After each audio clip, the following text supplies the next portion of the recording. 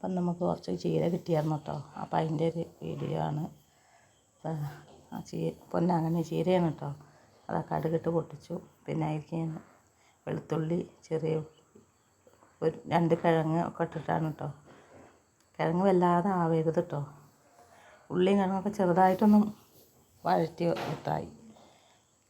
നല്ല രസമാണ് കേട്ടോ അത് കൂട്ടി ചോറ് കഴിക്കാനൊക്കെ. ഇത് മാത്രം മതി ചോറ് തിന്നാനൊക്കെ. ഉള്ളി, കിഴങ്ങ്, വെളുത്തുള്ളി, ചെറിയ ഉള്ളി, കുറച്ച് ചെറിയ ഉള്ളി ഉണ്ടായിരുന്നു. അതൊക്കെയാണ് അതിലേക്ക് ഇട്ട് കൊടുത്തത് കേട്ടോ. പിന്നെ ഞാനതിൽ മുളക് ഇട്ടിട്ടില്ല കേട്ടോ. അപ്പോൾ നമ്മൾ ഉണക്കമുളകില്ലേ, ആ മുളക് ചതച്ചതാണ് ഇട്ട് കൊടുത്തത് കേട്ടോ. അത് അവസാനം ഇട്ട് കൊടുത്തത് ഉണക്കമുളക് ചതച്ചത്. കണ്ടോ, ഇതൊന്ന് വഴറ്റി എടുത്തിട്ടുള്ളൂ കേട്ടോ. എന്നിട്ട് അതിലേക്ക് ചീര ഇട്ട് കൊടുത്തു. കുറച്ച് ചീര തന്നെ ഉണ്ടാകുന്നുള്ളൂ.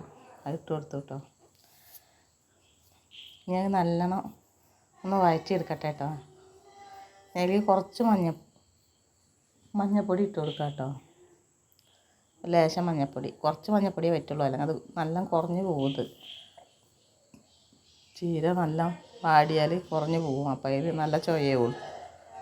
പിന്നെ അതിലേക്ക് വേണ്ട ഉപ്പും ഉണ്ടോ, അത് കുറഞ്ഞ് പോയി. ശകലം മഞ്ഞൾപ്പൊടി, കുറച്ച് ഉപ്പ്. പിന്നെ ഞാൻ അതിലേക്ക് മുളക് ചതച്ചതാണ് ഇട്ട് കൊടുത്തത് കേട്ടോ. ഉണക്കമുളക് ചതച്ചത് ഇട്ട് കൊടുത്തു.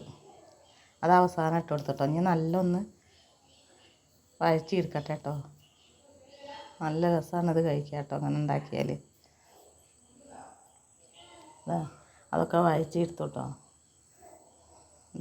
അങ്ങനെ ഉപ്പേരി റെഡിയായി. അപ്പോൾ അത്ര കേട്ടോ ഇന്നത്തെ വീഡിയോ.